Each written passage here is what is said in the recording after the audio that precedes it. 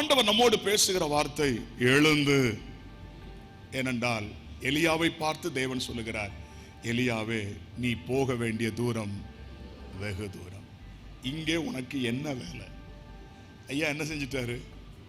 ஒரு பயங்கரமான வெற்றி, சரித்திர வெற்றி, எழுப்புதல், பயங்கரமான ரிவைவல், அக்கினி இறங்குது. கர்த்தரே தெய்வம் என்று ஜனங்கள் பணிந்து கொள்கிறார்கள். பாகால் தீர்க்கதரிசிகள் முறியடிக்கப்படுகிறார்கள். தேசத்துல பயங்கர எழுப்புதல். ஐயா எங்க வந்துட்டாரு? சூரிய செடிக்கு கீழே வந்து, போதும் கர்த்தாவே. நான் எப்போதுமே சொல்லுவேன், எந்த ஒரு வெற்றிக்கு பின்பும் ஜாக்கிரதை தேவை. நீங்க வேணா உங்க வாழ்க்கையில செக் பண்ணி பாருங்க.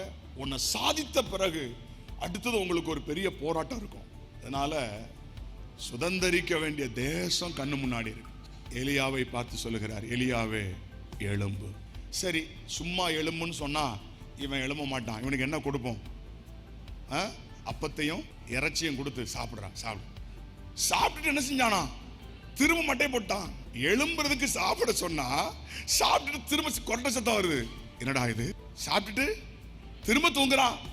திரும்ப எழுப்பி, எலியாவே நீ போக வேண்டிய தூரம். இன்றைக்கு ஆண்டவர் நம்மோடு பேசுகிற காரியம், நீ சுதந்தரிக்க வேண்டிய அநேக காரியங்கள் இன்னும் இருக்கிறது.